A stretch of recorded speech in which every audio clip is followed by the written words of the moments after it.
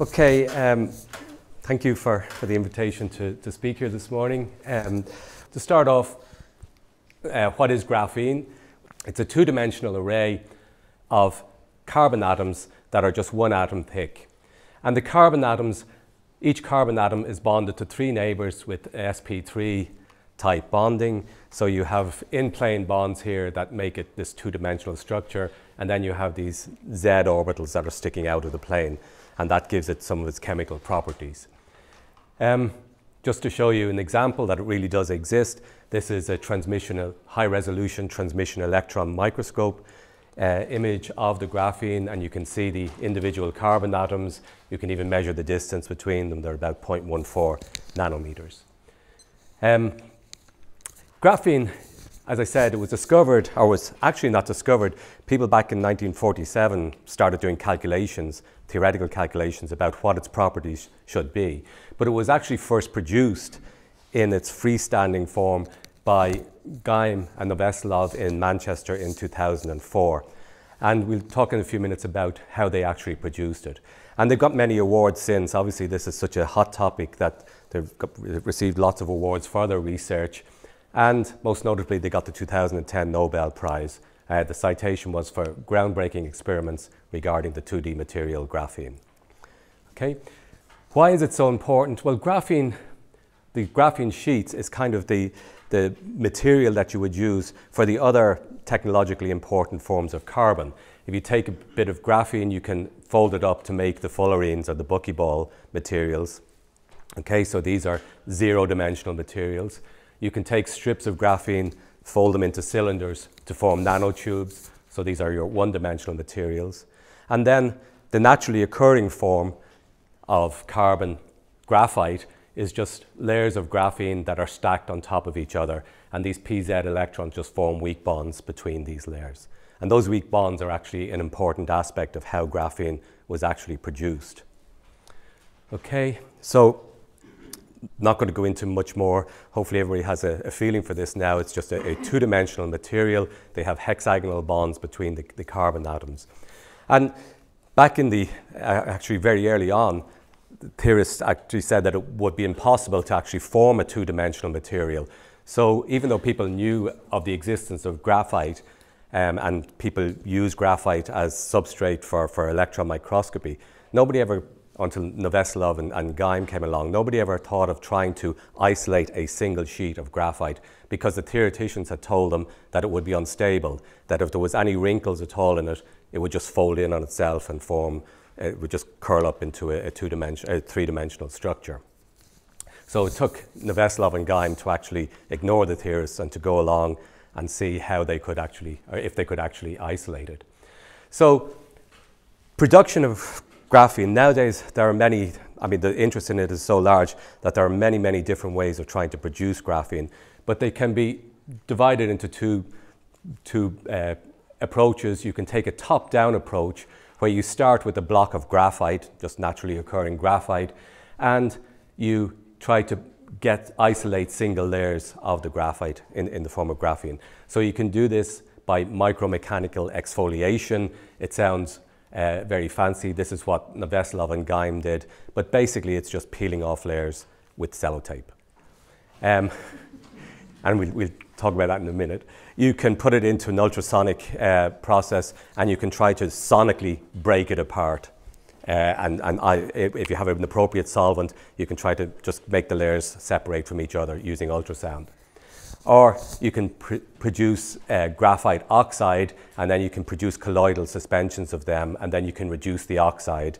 You can do this by intercalation, by making metals go in between the layers, something like lithium or sodium, potassium, go in between the layers of graphite and then force them to come apart. Okay.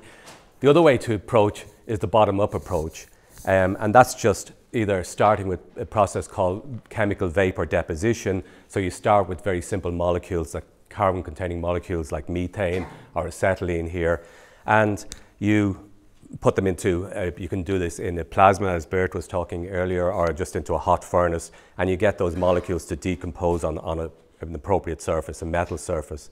and the atoms will come together, and more often than not, if you have the conditions right, you will produce graphene on those surfaces.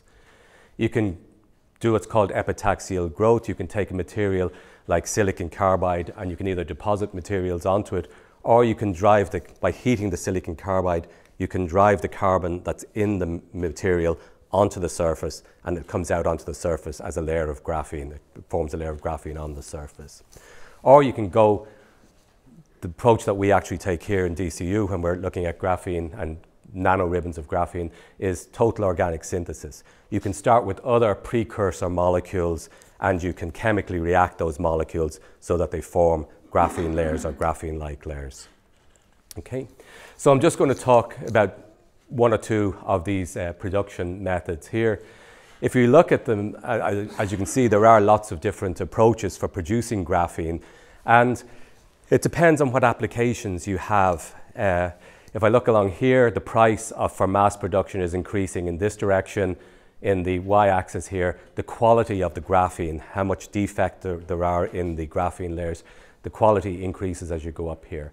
So this exfoliation or ultrasonic sonication or mechanical exfoliation, it's fairly cheap to do, but it doesn't give you very good quality graphene. It gives you very, very small flakes, a few microns in size. You can still use these to make transistors, but you have to make them individually. You can't mass produce electronics in this method.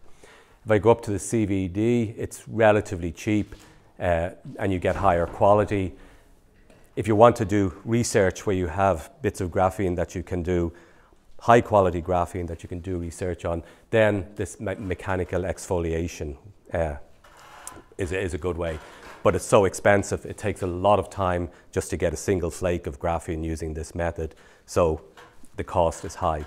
Just in passing here, a group in Cran in Trinity have recently produced a method that's scalable up to industrial scale, and they started off just with a kitchen blender, and they put blocks of graphene into a kitchen blender with appropriate solvents and showed that they could get small flakes of graphene by this method. And then they showed that that method could actually be scaled up to produce kilograms of graphene per day. Okay, so it's just interesting that this is obviously the cheap price down here is where everybody's headed for composite materials. So just to mention go back to what Geim and Noveselov did, they just took Scotch tape, a piece of high quality graphite, and then they peeled off a few layers of graphite, and then by just continuously folding this tape over on itself and peeling the layers down and down, they kept peeling the layers till they got down to a single layer. Well, not quite a single layer, but this is the sellotape with lots and lots of bits of graphite peeled onto the tape, and then they just press it onto, for example, a silicon wafer. It sounds very easy. Scotch tape, puts a piece of graphite in your pencil and you get a Nobel Prize. But actually, it was a lot more subtle than that. They had the realization that how do you know it's a single layer of graphene that you have on your substrate? And they worked out a very, very, very interesting and very neat way by doing it with interferometry, that they could actually, when they looked at in an optical microscope at the graphene that was pushed onto the substrate, by looking at the color of it, they were able to tell whether it was a single layer of graphene or a bilayer or tri-layer, or whether it was folded on itself. So they also did electrical measurements on the graphene and worked out a lot of its physical properties, worked out a lot of the theory behind the graphene. So this is the expensive way to do it, the way people still do it in the lab, and anybody, you could do this as a leave insert experiment, taking a flake of block of graphite, peeling with tape and looking at it in a polarizing microscope. You could actually do these experiments. On the other scale, Bert was just talking about flexible electronics and that. Samsung and other companies have scaled up the process of the CVD growth, and they can, by actually growing it on copper cylinders here, they put it into a furnace, introduce gases, acetylene, methane, whatever gas they're using, and form graphite on the cylinder. They can then etch the graphite, the single graphite layer, or graphene layer off the copper substrate in an etching bath and transfer it onto a plastic substrate. So they're making freestanding, I mean, this is a 30-inch freestanding layer of, well, sorry, it's not freestanding, it's on a plastic substrate, but it's a single layer of graphene on a plastic substrate. And the obvious applications for these, as we'll see from the electrical properties of the graphene, these have real applications in touchscreen technologies, TV technologies, whatever. So I just went to the two extremes there, the early way that Neveslov and Geim originally did it, and now showing that it has, in the last 10 years, been scaled up to industrial production of graphene sheets. So what makes graphene so interesting? Well, it's really any property you look at in graphene. It's chemical, it's mechanical, it's optical. They're all unusual properties. So if I start off in just a very simple view of its electronic properties, if we take a semiconducting material like silicon or germanium or gallium arsenide, the way you're taught that it operates is that it has a conduction, a valence band that has electrons in it. It's filled up to some maximum energy here.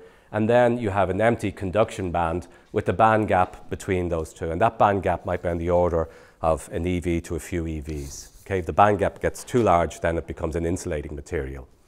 And in order for the devices, electronic devices that we are familiar with, silicon-based technology to work, you have to excite the electrons from the valence band into the conduction band, and then they're free to move under the electric field. I mean, that's a very simplified view.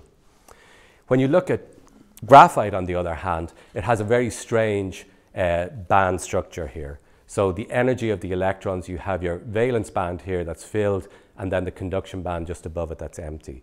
But it has no band gap. These two cones touch at a point.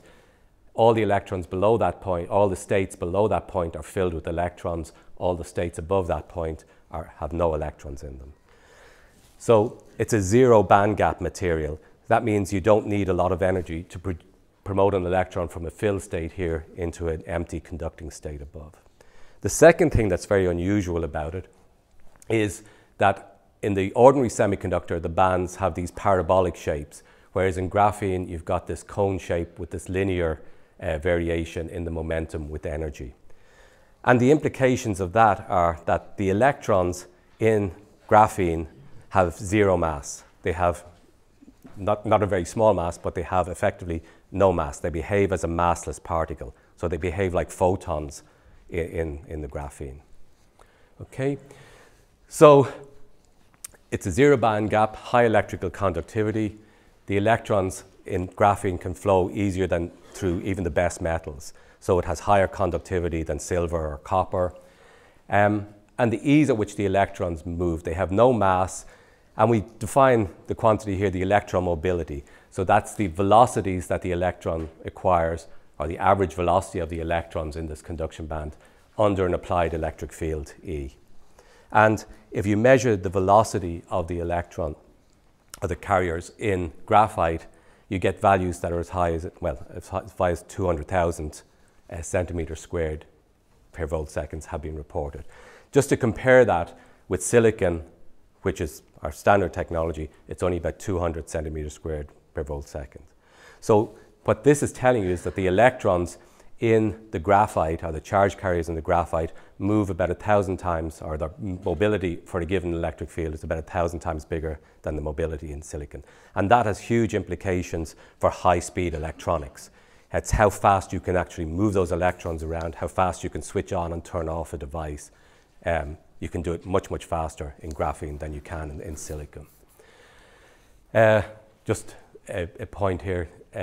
The graphene, suspended graphene, this is mobility versus the electron density here. But you can see silicon down here in your standard field effect transistors. There are other semiconductors that have higher mobilities, but you can see graphene is way up here on its own. It's got low electron density, but very, very high mobility of the electrons. The optical properties, even though it's a single layer thick, it's a two-dimensional material, it's still, you can actually see it, okay? It still absorbs light. So here's a single layer of graphene and then bilayer of graphene, and this is the amount of transmission. So you've got 100% here and there. It drops down to about 98% in a single layer, and it drops down again about 95.5%. So for every layer, you drop down about 2.3, you absorb about 2.3% of the light that's going through it. So it's unusual. You usually associate transparent materials with insulators that have large band gaps. Graphene has 0 band gap, but it's still transparent, and it's high conductivity, and it's very fast mobility of the carriers. So again, that makes it really a unique material to use for transparent electrodes, or transparent conductors. It also has very, very high thermal conductivity, so the heat will transport through graphene very, very fast. Okay, it's got better thermal conductivity than the other forms of carbon, the nanotubes. It's even got better conductivity than diamond. And diamond is a material that's actually used as a heat sink in the electronics industry, or diamond-like coatings. But graphite, even though it's only single layer, actually works better than the diamond. Okay, it's also isotropic, the heat conduction through the graphite, so it has the same value in all directions. So this, combined with its high mobility, and that makes it a really good material for dissipation of heat in semiconductor devices. Okay, so they're talking about building in graphite layers into electronic materials to just for the purpose of taking heat away or conducting heat away in the device. And finally, mechanical properties.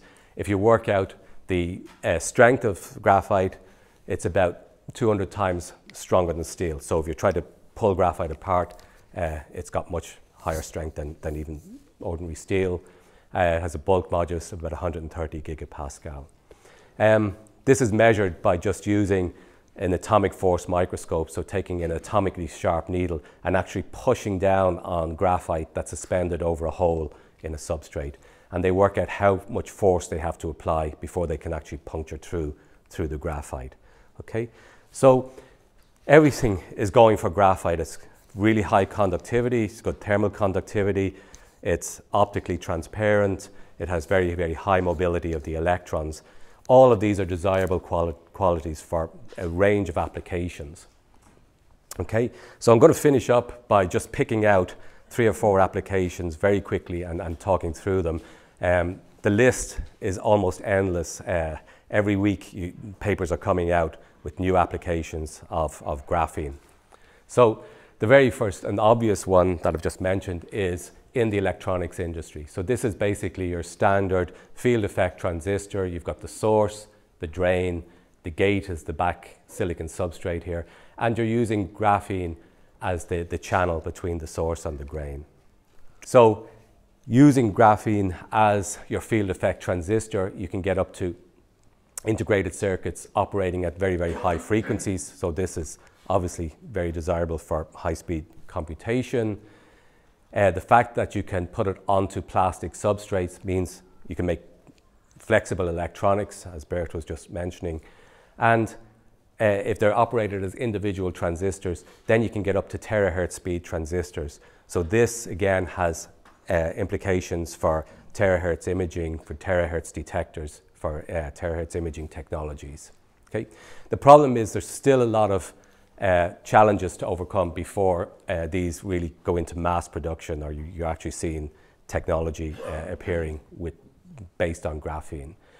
The real problem is finding a fabrication technique that gives you large-scale, defect-free graphene, because every time you get a defect, say a missing carbon atom or a substitutional atom in the carbon layer, it slows down the electrons, or it scatters the electrons and changes the conductivity or reduces the conductivity.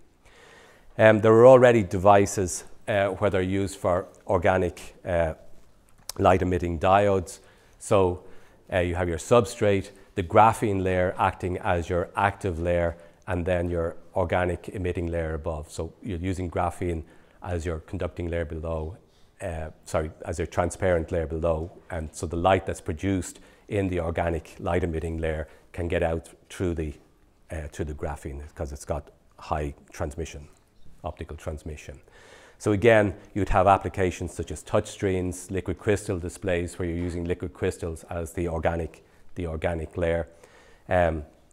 Photovoltaic cells is another application.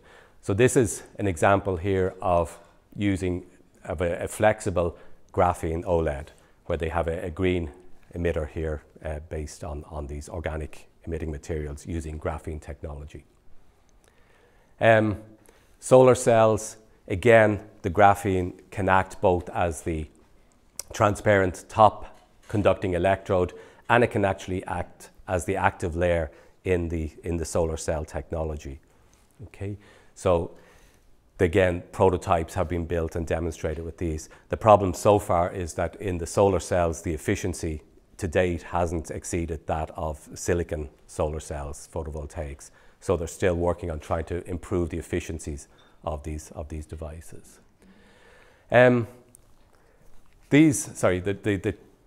technologies I'm talking about here require fairly large continuous layers of graphene. If we go down to using graphene flakes and graphene material, then one application that is actually starting to take off is using graphene materials in what are called supercapacitors. These are capacitors that can hold very, very high charges. And because of the conductivity of the graphene, they can be charged up very quickly. The application also goes over to lithium-ion batteries. I mean, the batteries in most mobile phones now are lithium-ion batteries, or in computers. Those batteries using graphene as the electrode means they could be charged in about 5 minutes rather than a few hours. And they will hold much longer charges. I mean, you might get 24 hours, 36 hours out of a battery rather than 4 or 5 hours in a computer battery. So using just graphene flakes to hold the lithium, for example, in the lithium-ion batteries will actually give you huge improvements. The lithium-ion battery technology is actively being pursued for batteries for electric vehicles. Okay, again, that they'd be quite large, but increasing the range of electric vehicles could be increased dramatically using lithium-ion batteries with graphite material as the electrodes. Another thing that's been pursued is using graphene as filtration. So deliberately putting pores into the graphene as it's being grown. Then you can use those pores, for example, in desalination. It'll let water through, but graphene is chemically, it won't let materials, it blocks most materials and most gases from passing through.